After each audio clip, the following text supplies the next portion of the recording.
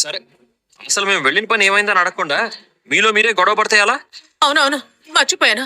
నా నగలు దొరికాయా చెప్పమ్మా. పిల్ల దొరికిందని అడగాలి. అవునవును, నా నగలతో పాటు పిల్ల దొరికిందా బాలు? సుందరి క్షేమంగా ఉంది, నగలు కూడా క్షేమంగా ఉన్నాయి, తన స్నేహితురాల ఇంట్లో ఉంది. పెళ్లిగాని చేసుకుందామా? లేదు మావా, అసలు సుందరి తప్పుడు నిర్ణయం తీసుకోలేదు. మరి దీన్ని ఏమంటారా? తప్పుడు నిర్ణయం కాదా? పెళ్లి చూపులు పెట్టుకోకముందు ఫలానా వాడిని ప్రేమిస్తున్నానని చెప్పాలి కదా. మీతో చెప్పడానికి భయపడింది బాబాయ్. ముందే చెప్పుంటే చచ్చినా నా నగలు వేసేదానే కాదు. ఎక్కడుంది, ఎలా ఉంది, ఏమంది, అదేం చేస్తుంది, మనం ఏం చేయాలి? మావా, నువ్వు ముందు కంగారు పడ్డం ఆపి. సుందరి మీతో చెప్పలేక తొందరపడిందే తప్ప తొందరపడి తప్పుడు నిర్ణయం తీసుకోలేదు. అబ్బాయి బుద్ధిమంతుడు. వాడి శ్రాద్ధం ఆడపిల్లని లేకపోయిన వాడి బుద్ధిమంతుడు ఏంట్రా? మరి అదే పని మా లేచిపోయినోడు కూడా చేశాడు. వాడు బుద్ధిమంతుడు కాదా? అది వేరురా. ఏదైనా ఒకటే. ఈ కాలంలో అమ్మాయిలు స్పీడ్ గా ఉన్నారు మావా. అలాగే తెలివిగా కూడా ఆలోచిస్తున్నారు. ముందుగా మాట్లాడుకుని కలుసుకుని ఒకరినొకరు అర్థం చేసుకున్నాకే నిర్ణయం తీసుకుంటున్నారు. కాబట్టి సుందరి కూడా తప్పుడు నిర్ణయం తీసుకోదు. అమ్మయ్యా, ఆ దేవుడు ఉన్నాడు. నా నగలు దొరికితే మా రంగాకి గుండు కొట్టిస్తానని మొక్కుకునేసరికి కరుణించాడు. నా నెత్తి మీద ఉన్న 4 గంటలు కూడా ఉండనివా? అయ్యో మీరు అసలు చూడు కూడా కారణం కూడా నువ్వే కదే. నువ్వు చెప్పరా. ఏంటి గుండు గీయించొద్దనే? అయ్యో రాండు. సుందరి స్నేహితురాల ఇంట్లో క్షేమంగా ఉంది, కానీ ఇక్కడికి తీసుకొచ్చే ముందు మీతో మాట్లాడాలి అని ఆగాం బాబాయ్. మాతో ఏం మాట్లాడాలమ్మా? అబ్బాయి మాటలు వింటే మంచివాడిలాగే ఉన్నాడు. పైగా సుందరి అలా చెప్తే అలాగే అంటున్నాడు. మరి వాళ్ళ పెళ్లి చేస్తారా? చేస్తానంటే ఒప్పిస్తాను. చేస్తావని చెప్పు రంగా, చేస్తావని చెప్పు. ముందు ఇక్కడికి వస్తే నా నగలు తీసుకుని ఆ తర్వాత మిగతా విషయాలు మాట్లాడుకోవచ్చు. ఇంకొకసారి నగల పేరు ఎత్తావంటే ఆరం వేసుకోవడానికి మెడకాయ ఉండదు, తలకాయ ఉండదు.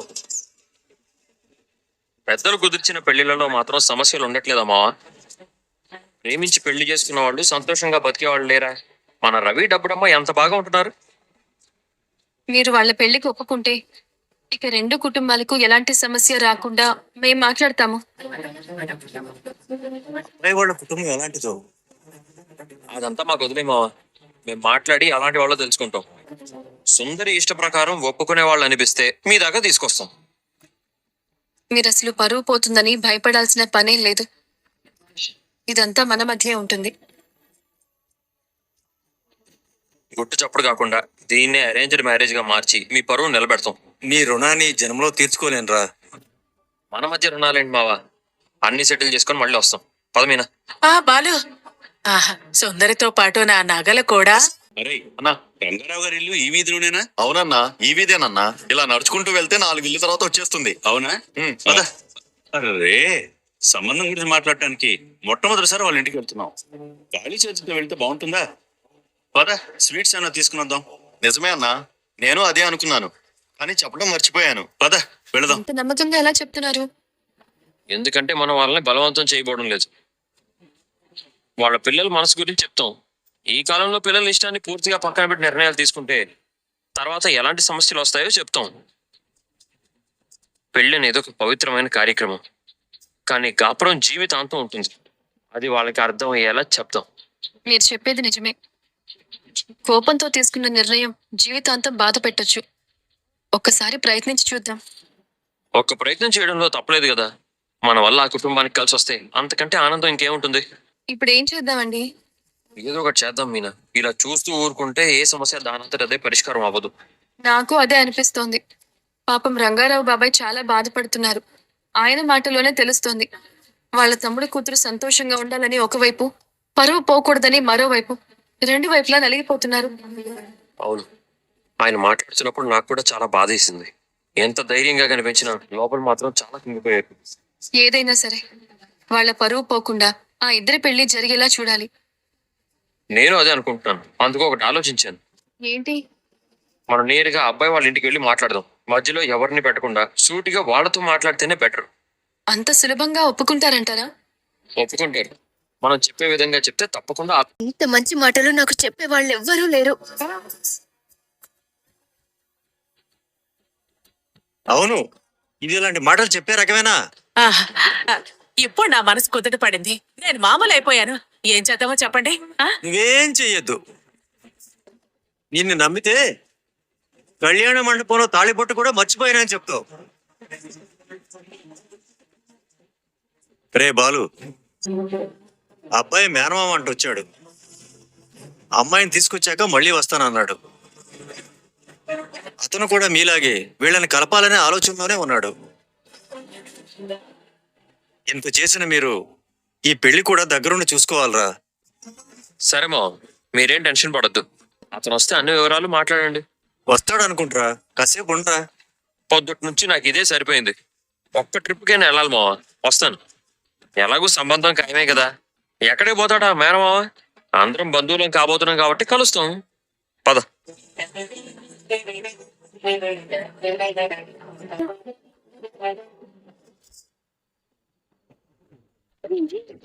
ఆహా వచ్చేసారా?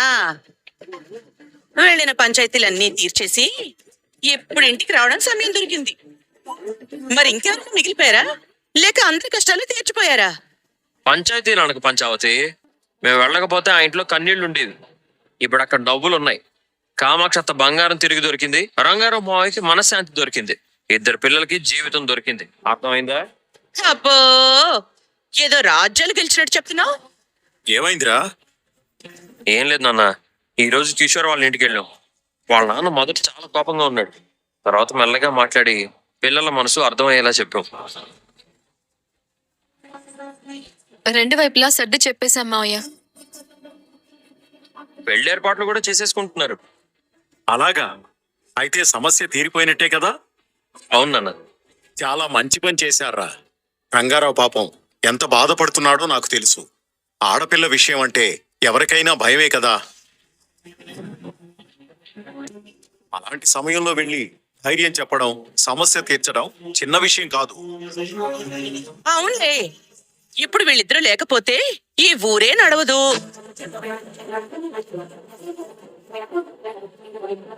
వీళ్ళే వెళ్ళి ప్రపంచాన్ని కాపాడాలి. ఏదో పారిపోయిన వాళ్ళని పట్టుకొచ్చాడు. అదేమైనా గొప్ప ఘనకార్యమా? ప్రభా, అదే పని మనోజ్ గాడు ఒకప్పుడు ఇంట్లో నుంచి వెళ్ళిపోయినప్పుడు నువ్వు చేసిందేంటి? అది వేరే విషయం. కాదు, సమస్య అంటే సమస్యే. నువ్వు చెయ్యలేవు, చేసిన వాళ్ళని పోగొడుతుంటే ఓర్చుకోలేవు. మనకి చేతకాని పని ఇంకెవరో చేస్తే వాళ్ళని పొగడ్డానికి బదులు ఎద్దేవా చేయడం మాత్రం బాగా వస్తుంది నీకు. నన్నే అంటున్నావా? అవును. రేయ్, చూడమ్మా, ఎవరైనా కష్టంలో ఉంటే పక్కకి తప్పుకోవడం చాలా సులభం. వాళ్ళ దగ్గరికి వెళ్ళి సమస్య తీర్చడం కష్టం. ఈ రోజు మేము చేసింది అదే. అత్తయ్య, మనం ఎవరికైనా సహాయం చేస్తే వాళ్ళు మనకేదో తిరిగి ఇవ్వాలని కాదు. ఒక ఇంట్లో బాధ తగ్గితే చాలు, అదే పుణ్యం. చాలే, నాకు నీతులు బోధించుకో. నేను నిజంగానే చెప్తున్నాను అత్తయ్య. ఈ రోజు అక్కడ వాళ్ళ అమ్మ కళ్ళల్లో ఆనందం చూసిన తర్వాత మేము వెళ్ళిన కష్టం మొత్తం మర్చిపోయాను. సర్లే, ఇప్పుడు మీరిద్దరూ మహానుభావులయ్యారు కదా. ఇంకేమైనా మిగులుంటే రేపు అది కూడా చెయ్యండి. తప్పకుండా. ఎవరైనా బాధలో ఉంటే చూస్తూ ఊరుకోలేం కదా. అయ్యా, వినడానికి ఎంత బాగుందో. ప్రభా, ఇంక చాలా ఆపు. ఈ రోజు వీళ్ళిద్దరూ చాలా మంచి పని చేశారు. సర్లేండి, మీ ముగ్గురు ఒక జట్టు. నేను మాట్లాడితే నాదే తప్పు.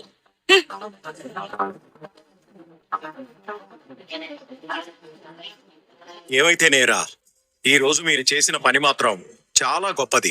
ఇద్దరు పిల్లల జీవితాలు నిలబెట్టారు. దేవుడు అన్ని మంచిగా జరిపించాడు మావయ్య. అవును నాన్న. ఇక వాళ్ళ పెళ్లిలో ఆనందంగా కూర్చొని తినడమే మిగిలింది.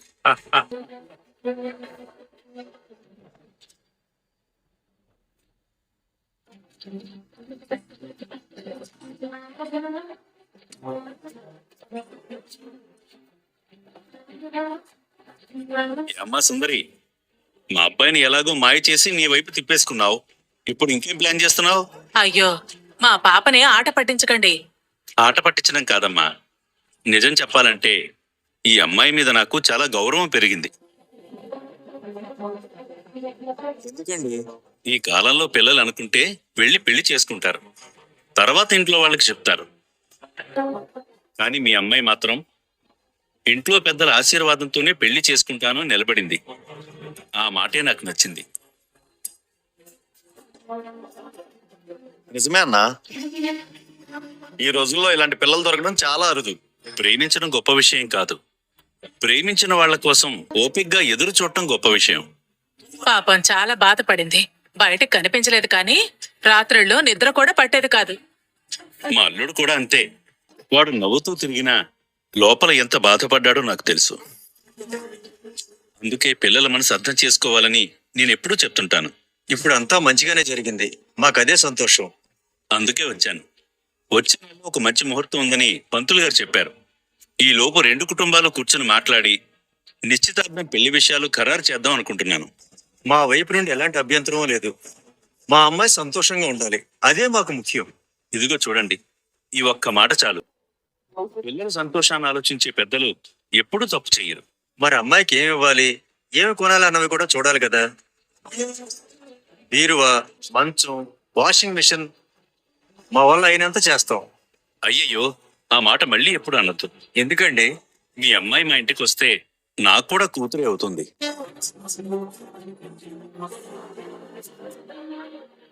కూతుర్ని పంపేటప్పుడు సామాను పంపడం కాదు, ప్రేమని పంపాలి. మిగతావన్నీ నేను చూసుకుంటాను. చాలా పెద్ద మాట చెప్పారు. అది పెద్ద మాట కాదు కామాక్షి గారు, జీవితంలో నేర్చుకున్న నిజం. మనసు మంచిగా ఉంటే ఇల్లు సంతోషంగా ఉంటుంది. బీరువాల వల్ల, మంచాల వల్ల కాదు. కరెక్ట్ గా చెప్పావన్నా. నిజం చెప్పాలంటే నాకు కోడలు కావాలి కానీ సామాన్లు కాదు. మీ మాటలు వింటుంటే మనసు హాయిగా ఉంది. మన పిల్లలు సంతోషంగా ఉండబోతున్నారు, దానికంటే పెద్ద ఆస్తి ఏముంటుందండి?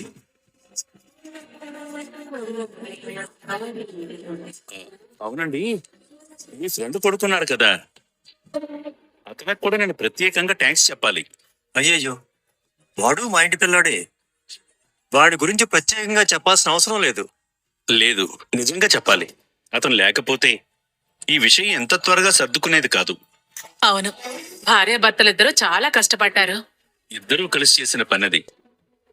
కొందరు సమస్యను చూసి పక్కకు తప్పుకుంటారు, వాళ్ళు మాత్రం సమస్యకి పరిష్కారం తీసుకొచ్చి ఇప్పుడే ఫోన్ చేస్తా, వచ్చి కలుస్తాడు. వద్దండి, ఇప్పుడు ఎందుకు? పర్లేదు. నేనంతా మన పిల్లల కోసమే తిరిగారు, అలసిపోయి ఉంటారు. ఇప్పుడు ఎందుకు ఇబ్బంది పెట్టడం? అదే నిజమే. పెళ్లిలో కలుస్తాం, తర్వాత చుట్టాలం అవుతాం, పండగలకు కలుస్తాం, శుభకార్యాలకు కలుస్తాం, జీవితాంతం కలుస్తూనే ఉంటాం. ఈ రోజు ఫోన్ చేయకపోయినా పర్వాలేదు రండి. మీ మనసు చాలా పెద్దది మాణిక్యం గారు. రాణి రాణి, ఇది చూడు, జిఎస్టీ క్లియరెన్స్ సర్టిఫికేట్ వచ్చేసింది. చివరికి అన్ని పనులు పూర్తయ్యాయి. ఇక మన తల మీద వేలాడుతున్న కత్తి దిగిపోయింది. Thank God.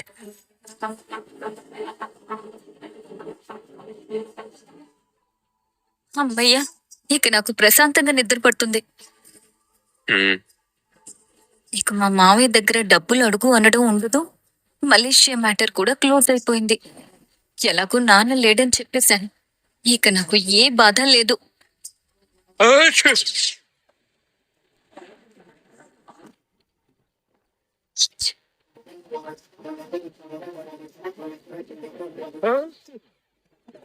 దేవుడా, ఇప్పుడేగా ఏ బాధ లేదనుకున్నాను. వీళ్ళిలో తుమ్ముతున్నారేంటి? మళ్ళీ ఏ కథ మొదలవుతుందో.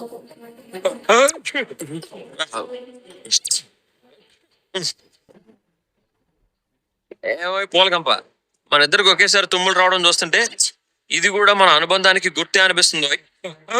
తుమ్ములకు కూడా అనుబంధాలుంటాయా? ఎందుకుండవు? నువ్వు తుమ్మితే నాకు వస్తుంది, నాకు వస్తే నీకు వస్తుంది. ఇది ప్రేమగా ఇంకేంటి?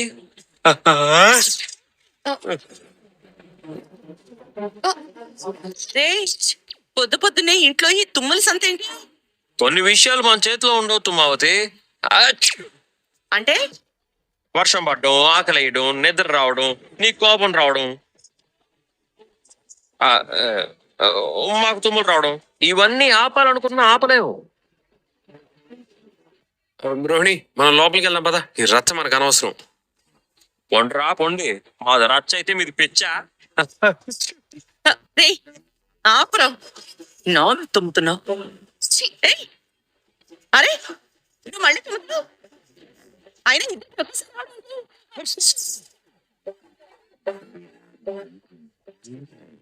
మనల్ని అడిగి రాదత్తయ్యా, వచ్చే సమయానికి వచ్చేస్తుంది. వచ్చినా కాస్త అదుపులో పెట్టుకోవాలి. ఒక ఆడపిల్ల అయ్యుండి ఇంత గట్టిగా తుమ్ముతావేంటి? ఆ? అమ్మా, తుమ్ముకి ఆడ మగ తేడా లేదు, దగ్గుకి తేడా లేదు, వెక్కిళ్ళకి తేడా లేదు, ఆకలికి కూడా లేదు. మళ్ళీ మొదలు పెట్టాడు. పుట్టడం, చావడం, నిద్ర, ఆకలి ఇవి ఏవి ఎవరు అనుమతి తీసుకుని రావు. వచ్చినా ఆపలేం, వెళ్ళినా పట్టుకోలేం. వా చాలా బాగా చెప్పావు బాలు. నేను చెప్పలేదు డబ్బుడమ్మా, మరి ఎప్పుడో ఎవరో పెద్ద మనిషి చెప్పాడు, నేను అప్పుగా తీసుకుని వాడుకుంటున్నాను. ఇప్పుడు నీ ఉపన్యాసం ఎందుకు?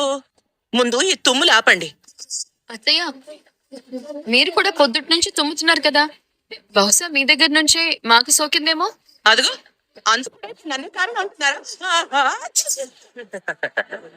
అమ్మా, నీ తుమ్ము మాత్రం రాజాజ్ఞ, మాది మాత్రం నేరమా? నీ వల్లే నాకు మళ్ళీ మొదలైంది. నేను తుమ్ములు పంచే వ్యాపారం మొదలు పెట్టలేదమ్మోయ్, ఉన్న వ్యాపారాలు చాలు మాకు. చాలే ఆపు. మీనా, నువ్వు కాఫీ పెట్టు, చాలా బద్దలైపోతుంది. చూసావు మీనా, తుమ్ములు ఎవరో తెలీదు, కానీ కాఫీ మాత్రం నువ్వే పెట్టాలి. మాటలు ఎక్కువ అయ్యాయి.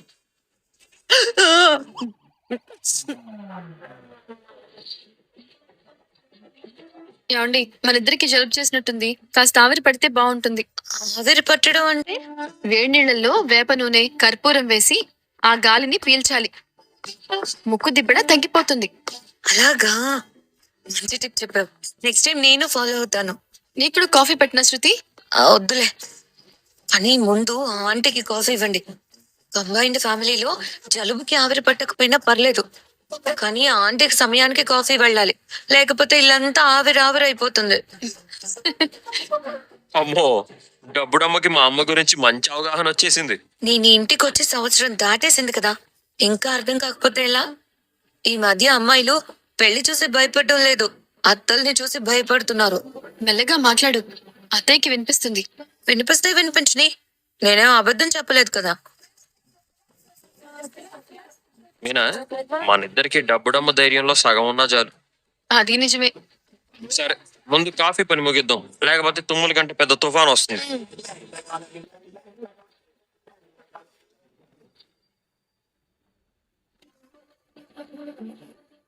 ఓయ్ పిల్లలు, ఏంటి గోల? టైం అయింది కదా, వెళ్ళి తినేసి రండి. వెళ్ళండి వెళ్ళండి.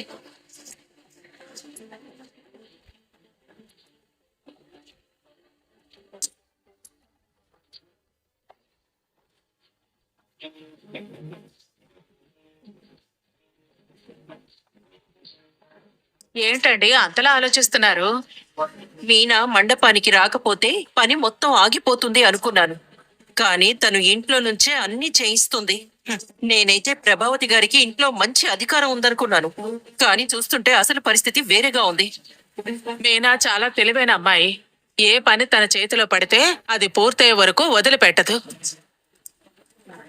మనిషి ఎక్కడుందన్నది కాదు, బుద్ధి ఎక్కడుందన్నదే ముఖ్యం. నేను అదే చెప్తున్నాను. మేము ఊరికే ఇక్కడి దాకా రాలేదు, చాలా కష్టపడ్డాం. అత్తగారింట్లో ఉండాల్సిన పవర్ ప్రభావతి గారి దగ్గర కనిపించడం లేదు. పవర్ అనేది కుర్చీలో కూర్చుంటే రాదు చింతామణి, మన మాటకు విలువ ఉంటే వస్తుంది.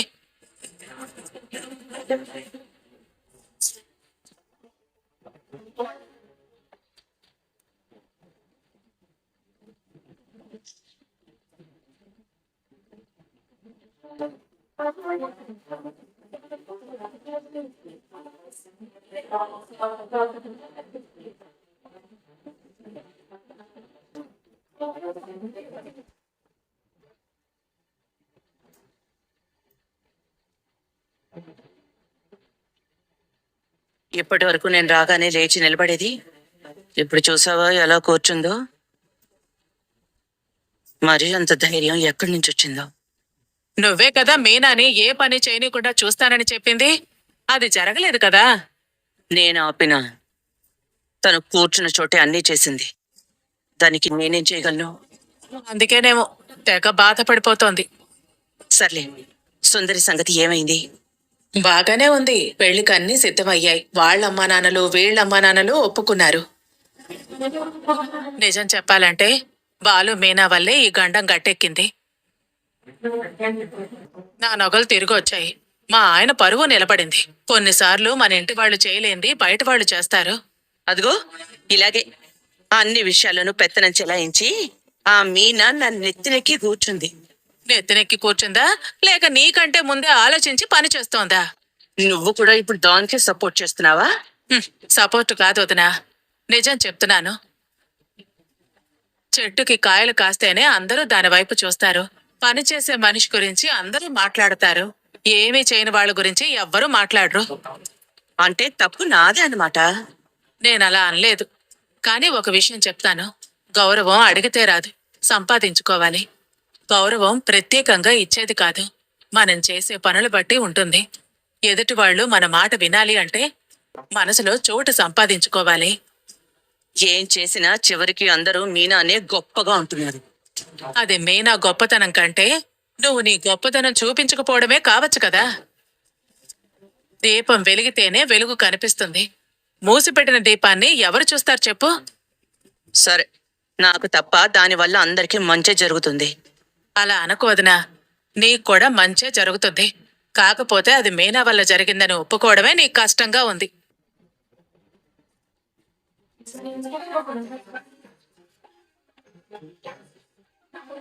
ప్రాక్టీస్ చేయకుండా ఏం చేస్తున్నారు?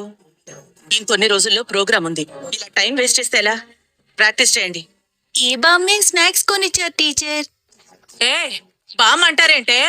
కామాక్షి, మీరు ప్రాక్టీస్ చేయండి.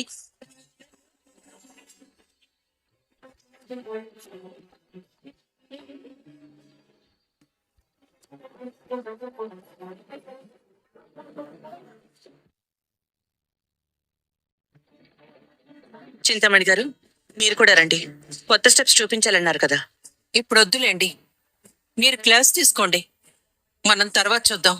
అయినా ఇప్పుడు డాన్స్ గురించి ఆలోచించే మూడ్లో లేను నేను. ఎందుకు? ఏదైనా పెద్ద సమస్య వచ్చిందా? సమస్యలు నాకు రావు, కానీ కొందరి పరిస్థితులు చూస్తుంటే ఆశ్చర్యంగా ఉంటుంది.